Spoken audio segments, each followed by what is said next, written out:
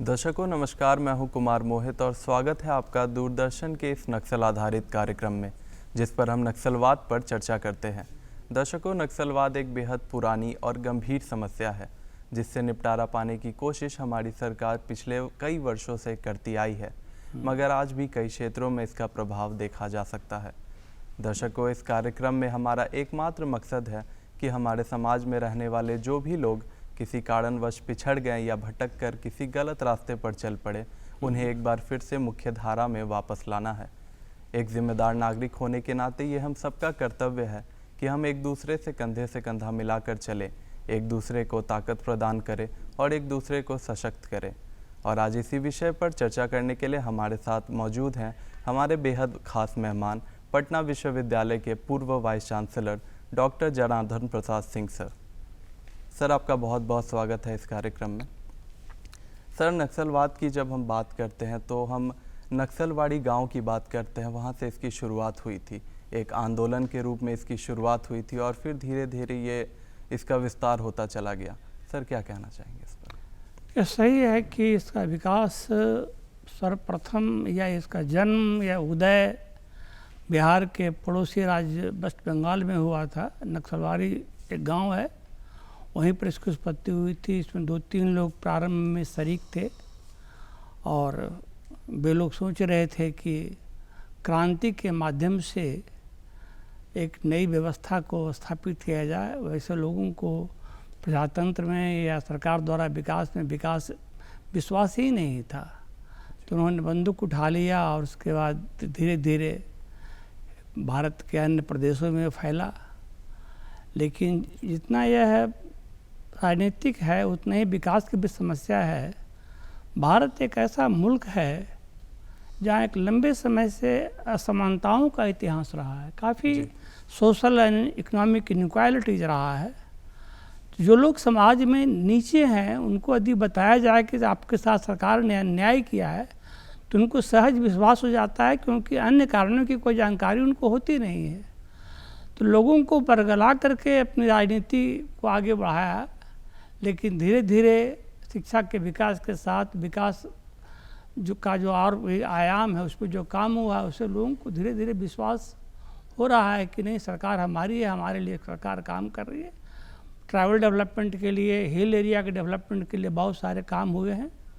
तो उन कामों से प्रेरित होकर काफ़ी लोग उससे लौट रहे हैं। पर यदा कदा ये घटनाएँ घट जाती है, बरगलाने वाले लोग राजनीति में मौजूद हैं और जो समाज के जो पिछड़े हैं, जो गरीब हैं, जो शोषित हैं, जो बहुत विकास की गति में बहुत पीछे हैं, उनको सहज विश्वास हो जाता है कि ये सही कह रहे हैं, तो वे लोग चले आते हैं। तो वैसे लोगों को शिक्षित करने की आवश्यकता है, तभी हम लोगों को देश के विकास की जो मुख्य धारा है उससे जोड़ें। और यह बहुत ज़रूरी है, क्योंकि एक लंबे समय तक किसी को बहुत पीछे रख नहीं सकते हैं, सबको साथ लेकर चलना होगा, तभी लोकशाही में या लोकतंत्र में मजबूती आएगी, देश का विकास में तेज़ी आएगी। एक बहुत महत्वपूर्ण बात बता दूं कि देखिए, लंबे समय तक भारत विश्व स्तर पर बहुत पिछड़ा रहा है। इसका 10वां स्थान रहा है वैश्विक स्तर पर। आज वर्तमान सरकार के प्रयास से विश्व में 5वें स्थान पर आ गया है और सरकार की कोशिश है कि 3रे स्थान पर विश्व में पहुंच जाए। तो इसके लिए ज़रूरी है कि देश विकास करे और देश में समेकित विकास हो, इंटीग्रेटेड डेवलपमेंट हो, सबको लेकर के चलें, इसकी ज़रूरत है। इसलिए नक्सलवाद को थोड़ा एड्रेस करना होगा, उस समस्या को समझना होगा और कैसे हम आगे ले चलें, इस पर विचार करने की आवश्यकता है। जी सर। सर, जैसा कि आपने कहा कि कुछ लोग भटक गए, अशिक्षा का अभाव था, जिस कारण जो लीडर्स थे उनके नेतृत्व में ये लोग उनके साथ जुड़ते चले गए और एक अशिक्षा का अभाव था।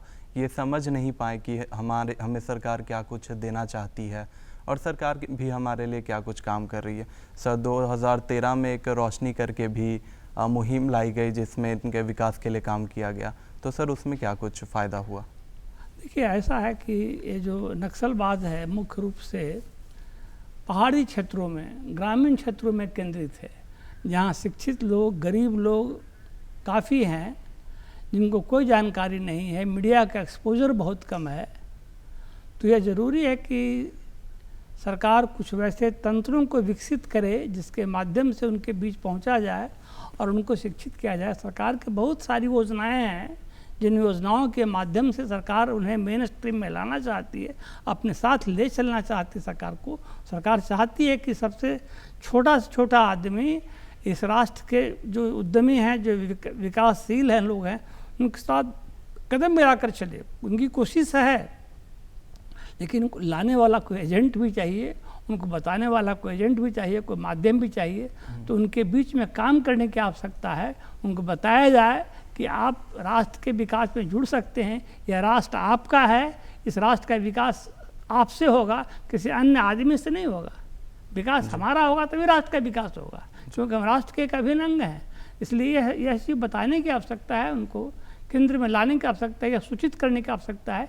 इस क्षेत्र में सरकार की ओर से प्रयास किया जाना चाहिए।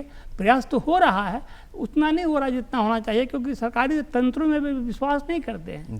तो एनजीओ को डेवलप कर करके उनके बीच में जाइए और उनको बताइए कि सरकार आपके लिए क्या क्या कर रही है, तभी उसका लाभ उठाएंगे। जब लाभ उठाएंगे तो विश्वास होगा सरकार में, फिर बंदूक उठाने की आवश्यकता नहीं होगी। जी, शिक्षा भी कहा जाता है सर कि किसी की भी आंखें खोलने में एक बहुत बड़ी भूमिका अदा करती है। सर, आपने माध्यम की बात की, तो आज के ज़माने में देखा जा सकता है सर कि सोशल मीडिया भी एक बहुत अच्छा माध्यम बन रहा है, जिससे लोग जागरूक हो रहे हैं और उनके पास क्या कुछ करियर अपॉर्चुनिटीज़ बन सकती हैं, वो उसे देख रहे हैं, आज एक ऑप्शन के रूप में कंसिडर कर रहे हैं। तो सर, उस पर क्या कहना? देखिए, ऐसा है कि औपचारिक शिक्षा का जितना विकास भारत के शहरों में हुआ है, भारत के गाँव में हुआ है, उतना उन क्षेत्रों में नहीं हुआ जो हिल रीजन है, जहाँ पर ट्राइबल्स लोग रहते हैं। वहाँ पर विकास की गति को लानी होगी और तेज़ करना होगा, शिक्षित और बनाना होगा उनको, तभी भी जुड़ सके। उनको स्किल डेवलप करने की आवश्यकता है। मात्र शिक्षा दीजिए, अभी यूँ ही कहरा का ABCD का ज्ञान दीजिए, उससे नहीं होगा, बल्कि स्किल डेवलप कीजिए और उसके लिए तैयार हैं और उसके लिए आपको अवसर प्रदान करना होगा, विकास से जोड़ना उनको होगा, तभी ये काम आगे होगा।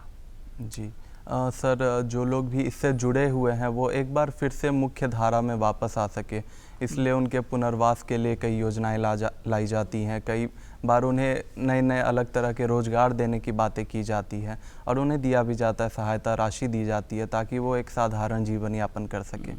सर, इसको लेकर देखिए, ऐसा है कि ये जो आपने कहा, ये सही कहा है और काफ़ी काम हुआ है और काम करने की आवश्यकता है। पर एक लंबे समय तक एक ऐसी स्थिति रही है, यह सर्वविदित है, हर कोई जानता है। सरकार, हमारे प्रधानमंत्री भी अक्सर कहा करते हैं कि एक लंबे समय तक जो विकास की जो राशि थी वह 85% पाइपलाइन में ही रह जाता था, जी, आम आदमी तक नहीं पहुंचता था। तो ये वर्तमान सरकार एक ऐसी सरकार है जो एक एक पैसा आम आदमी तक पहुंचाना चाह रही है। जी। तो ये सब प्रक्रिया प्रारंभ हो चुकी है, काम हो रहा है। थोड़ा समय तो लगेगा। विकास तो कोई ऐसा चीज़ नहीं है कि सुबह कुछ लगाइए और शाम को देख लीजिए, ये कोई दवा वाली स्थिति तो है नहीं, समय लगता है। तो एक स्लो ग्रोइंग प्लांट होता है, विकास हो रहा है। और मुझे वर्तमान सरकार से मैं बहुत खुश हूँ कि जो काम कर रही है गरीबों के लिए, जो मार्जिनल ग्रुप हैं, जो ट्राइबल्स ग्रुप हैं, जो शोषित वर्ग है समाज के, जो पिछड़े लोग हैं, जो अत्यंत पिछड़े लोग हैं, उनके लिए सरकार सराहनीय काम कर रही है और समय के साथ विकास होगा। मेरा पूर्ण विश्वास है इस क्षेत्र में कि वो काम सही हो रहा है और होगा और दिखाई भी पड़ेगा। आज देखिए, हर गांव में बिजली, हर गांव में रोड, हर गांव में कम्युनिकेशन, हर के हाथ में मोबाइल है, डिजिटल पेमेंट हो रहा है। एक मामूली परिवर्तन है। जो परिवर्तन पिछले 10-15 साल में हुआ है वो पिछले 50 साल में नहीं हुआ है। तो गति आई है, समय लगेगा, गति इसमें थोड़ी और आएगी। सरकार प्रयासरत है और सरकार की प्रशंसा करनी चाहिए, लेकिन एक कोशिश जरूर होनी चाहिए कि लोगों को हम जोड़ें, उनको बताएं कि सरकार क्या क्या कर रही है, ताकि उसका अधिक से अधिक लाभ उठा सकें लोग। जी सर। सर, आपने सड़क मार्गों की बात की कि सड़कों का भी एक बहुत बड़ा योगदान रहता है, क्योंकि जो क्षेत्र बहुत ज़्यादा घनी आबादी वाले नहीं होते हैं वहाँ पर नक्सल का विस्तार ज़्यादा देखा जाता था पहले, लेकिन आज क्योंकि सड़कों का विस्तार एक जाल की तरह पूरे शहर में, पूरे प्रदेश में फैला हुआ है, तो उसका क्या कुछ असर ठीक है? रहता सही बात है। नक्सल लोग मैं कई क्षेत्रों में गया हूँ, वो कभी नहीं चाहते हैं कि ट्रांसपोर्टेशन का विकास हो, रोड का विकास हो, सुविधाएं वहाँ तक पहुँचे, क्योंकि फिर उनको सरकार कंट्रोल करने लगेगी, वो नहीं चाहते हैं। लेकिन इसके बावजूद विकास हुआ है, विकास हो रहा है और होगा। इस फील्ड में काफ़ी अच्छा काम हुआ है जो ट्रांसपोर्टेशन का फील्ड है। और ऐसे भी समाजशास्त्र एक लाइन बता रहा हूँ, बड़ा प्रमुख लाइन है, लोगों को जानना चाहिए। वहाँ कहा जाता है कि technology is the wheel of development. तो टेक्नोलॉजी की इतनी खासियत है कि वह विकास की गति को तेज करता है। वो तो टेक्नोलॉजी आ रहा है, इंडिया हाईटेक हो रहा है, इससे सर विदित है, सारा विश्व जानता है कि इंडिया हाईटेक हो रहा है, काफ़ी डेवलपमेंट हो रहा है उद्योग के क्षेत्र में, टेक्नोलॉजी के क्षेत्र में, हर क्षेत्र में इंफ्रास्ट्रक्चर का डेवलपमेंट बहुत तेज़ी से हो रहा है और इसका प्रभाव उनके जीवन में भी आएगा। और उससे जो नक्सलवाद जो है वह प्रभावित न रहे, इसकी संभावना नहीं है, उसमें कमी आएगी, होगा धीरे धीरे। थोड़ा तो सिस्टम में रहना रहेगा ही, थोड़ा तो बर्दाश्त करना पड़ेगा। कोई समाज दुनिया का क्राइम फ्री नहीं होता, कोई समाज वायलेंस फ्री नहीं होता, कुछ न कुछ तो रहता है। लेकिन काफ़ी कमी आई है और आगे और भी कमी आएगी, क्योंकि विकास की गति काफ़ी अच्छी है और सराहनीय है। जी सर। सर ऐसा देखा जाता था पहले के टाइम में कि बिहार के 38 ज़िलों में से 34 ज़िलों को करीब रेड कॉरिडोर मान लिया गया था, इतना ज़्यादा नक्सल का प्रभाव था। लेकिन आज स्थिति काफ़ी बदली है, काफ़ी सुधार। अब क्या है तो कहना नहीं चाहिए। बिहार के इतिहास के बारे में आप सभी जानते हैं, भारत के लोग जानते हैं। भारत के बिहार के विकास में एक लंबा कालखंड रहा है जब विकास के नाम पर कुछ हुआ नहीं है, तो वह तो उसका परिणाम तो भोगना ही होगा ना। कुव्यवस्था, गवर्नेंस का प्रॉब्लम था, क्वालिटी ऑफ गवर्नेंस इतना खराब था कि विकास नहीं हो पाता था, विकास कहीं ऊपर ही तक सीमित हो रह जाता था। तो इसलिए उन क्षेत्रों में काफ़ी ये सब हुआ है। लेकिन वर्तमान समय में आप ऐसा नहीं कर सकते हैं कि नक्सल में कोई उभार आया, ऐसा नहीं हुआ है। यदि विकास आप करेंगे तो नक्सलवाद की में उभार आने की संभावना मेरी समझ से नहीं है, उसमें कमी आएगी। क्योंकि नक्सलवाद तो जनता के समर्थन से नहीं पनपता है। कुछ तो हैं पॉलिटिशियन जो करते हैं, अपने राजनीतिक खेती कर रहे हैं, लेकिन उसका समर्थन तो आम लोगों का है। पर आम लोग यदि देख लेंगे कि परिवर्तन हो रहा है, उनके जीवन में विकास का कुछ लाभ मिल रहा है, तो उससे वो नहीं जुड़ेंगे और नक्सलवाद प्रभावित होगा। तो प्रभावित हो रहा है। जब से वर्तमान सरकार ये काम कर रही है तो तब से तो मैं देख रहा हूँ कि उसमें काफ़ी कमी आई है। आधा कदा तो थोड़ा बहुत होगा, उसके लिए बहुत चिंतित होने की आवश्यकता नहीं है। वो समाज में चलता रहता है, समाज स्मूथली नहीं चलता है। ये नदी की धारा की तरह समाज का विकास नहीं होता है, उसमें थोड़ा सा उठा पटक, अप डाउन, ये होता रहता है। ये विकास की खासियत है। जी सर। सर 2017 के समय में भी प्रधानमंत्री के द्वारा समाधान करके एक मुहिम चलाई गई ताकि लोग ज़्यादा से ज़्यादा वापस आ सके और मुख्य धारा में वापस आ सके और एक साधारण जीवन यापन कर सके। इसमें आप विश्वास कर सकते हैं। देखिए, मध्य प्रदेश के अंतर्गत डकैती की बड़ी भारी समस्या थी। जेपी आंदोलन के लोग, जेपी खुद इसमें लगे कि डकैती की समस्या का निवारण हो, और वहाँ हुआ। तो सरकार कोशिश करे ऐसा नहीं हो। जनता ऐसा नहीं है कि विकास नहीं चाहती, विकास चाहती है, विकास का लाभ लेना चाहती है। तो जब विकास का उसको लाभ मिलेगा तो क्यों गलत काम में पड़ेंगे।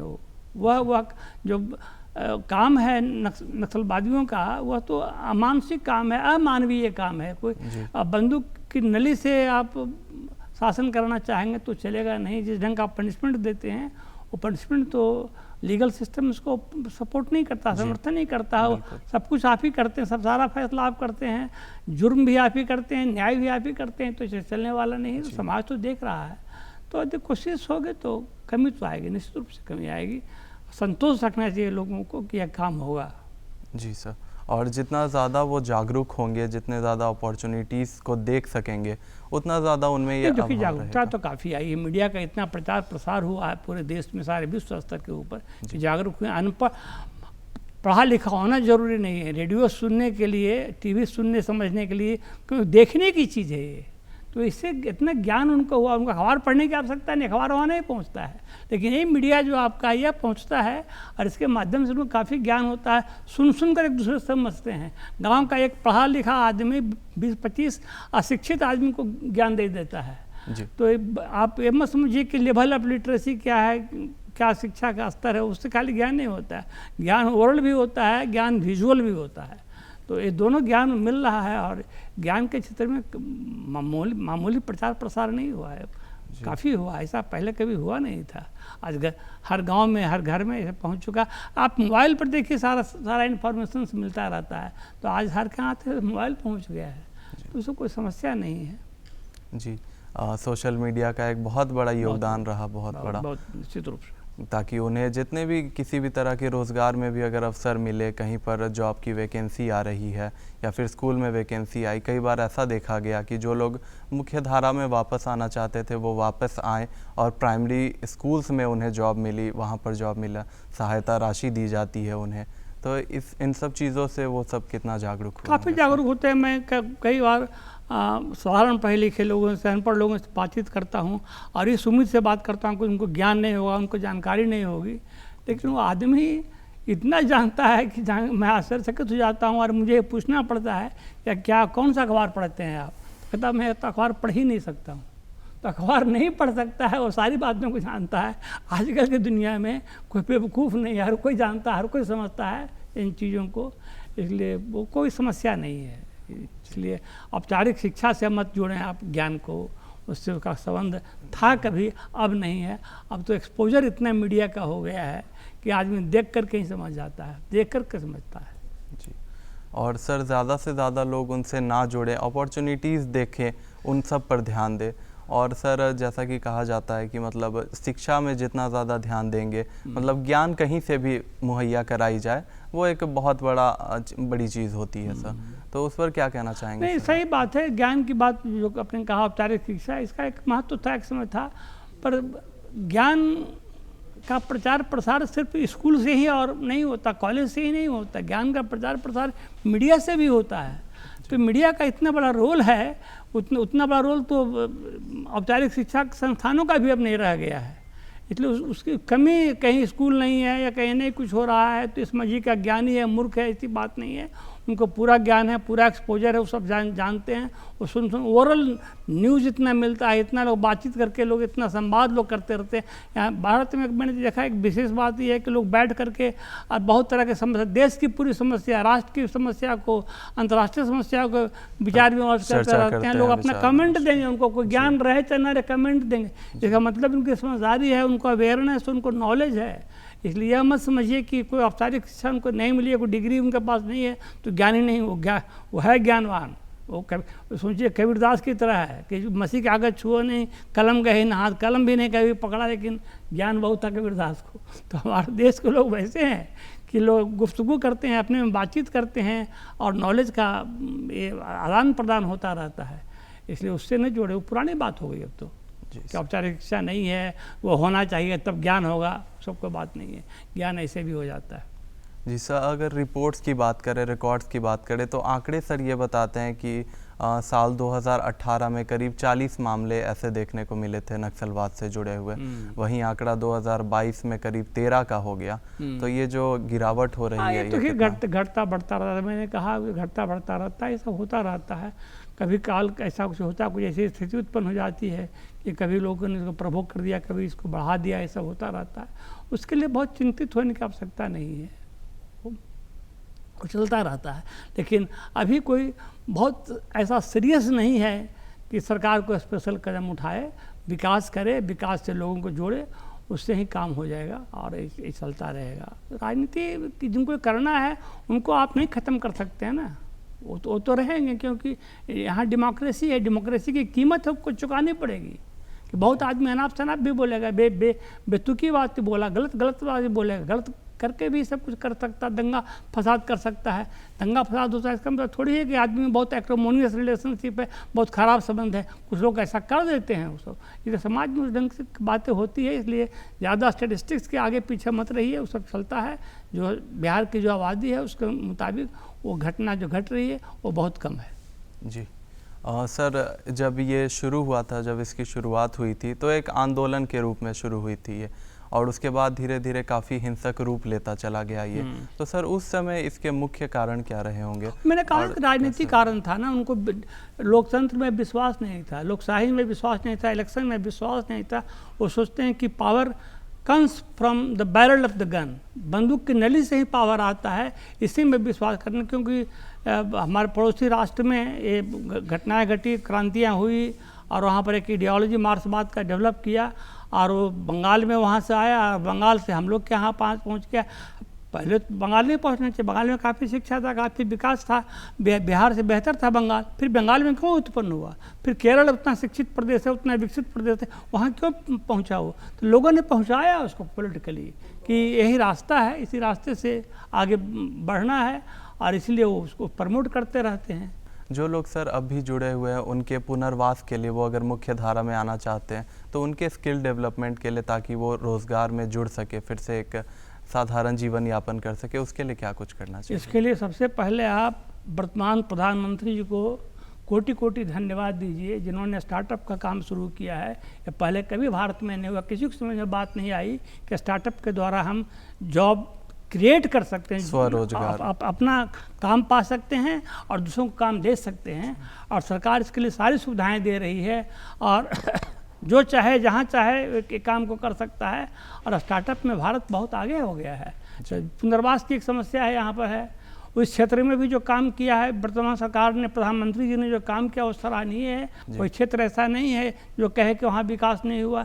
इन दोनों क्षेत्रों में अभूतपूर्व काम सरकार का हुआ है, इसके लिए सरकार की प्रशंसा की जानी चाहिए और सरकार कर रही है और आगे भी करेगी। पर स्टार्टअप का काम जो आपने बताया है, बढ़ती हुई आबादी है, यहाँ बहुत बड़ी संख्या है, यहाँ 1.5 से 2 करोड़ आबादी हर साल बढ़ जाती है, आबादी बढ़ती है, सबको तो नौकरी देना संभव नहीं है। तो स्टार्टअप से बढ़िया विकल्प कुछ हो ही नहीं सकता है। और सरकार ने क्षेत्र में जो भी कुछ काम किया है, कर रही है, आगे करेगी, उसके लिए उनकी भूरी भूरी प्रशंसा की जानी चाहिए। जी सर, उनके सर पुनर्वास के लिए कई सारी योजनाएं, कई सारी नीतियाँ लाई जाती हैं। बता चुका हूँ आपको कि काफ़ी काम हुआ है, काम हो रहा है, उतना पहले कभी नहीं हुआ है जितना आज। और सहायता राशि दी जाती है ताकि वो अपना रोजगार, अपना स्टार्टअप फिर से शुरू कर सके। मैं तो जानता हूँ, लोग, मैंने पूछा कि पैसा उनके अकाउंट में पहुँचता है सीधे। जी, डिजिटलाइजेशन की एक बहुत बड़ी भूमिका रही सर, ये ऑनलाइन पेमेंट, ऑनलाइन नेटवर्किंग जितनी हुए। तो सर इसको लेकर अगर आप कोई सुझाव देना चाहें कि और क्या कुछ करना चाहिए सरकार को? सरकार के साथ जुड़ने की कोशिश करनी चाहिए, सरकार के मंशा पर उंगली उठाने की चेष्टा नहीं करनी चाहिए। जी सर, मैं अक्सर कहता हूँ, मीडिया के माध्यम से भी कहता हूँ कि लोग यह नहीं सोचे कि सरकार ने हमारे लिए क्या किया है, लोग यह सोचे कि हमने सरकार के लिए क्या किया है, हमने किसी और के लिए क्या काम किया। जिस दिन आप सोचेंगे कि हमने क्या क्या काम किया है, बस बहुत सारा काम हो जाएगा। सर आप आज हमसे इस कार्यक्रम में जुड़े, इसके लिए आपका बहुत बहुत धन्यवाद। तो दर्शकों, आज की इस चर्चा में हमने बात की कि हमारे समाज में रहने वाले जो भी लोग किसी कारणवश पिछड़ गए या फिर भटक कर गलत रास्ते पर चले गए, उन्हें एक बार फिर से मुख्य धारा में लाने के लिए सरकार क्या कुछ कदम उठा रही है। ऐसे ही एक महत्वपूर्ण चर्चा के साथ हम आपसे फिर मिलेंगे अगले अंक में। तब तक के लिए मुझे यानी कुमार मोहित और मेरी पूरी टीम को दीजिए इजाज़त। पर आप देखते रहिए DD बिहार। नमस्कार।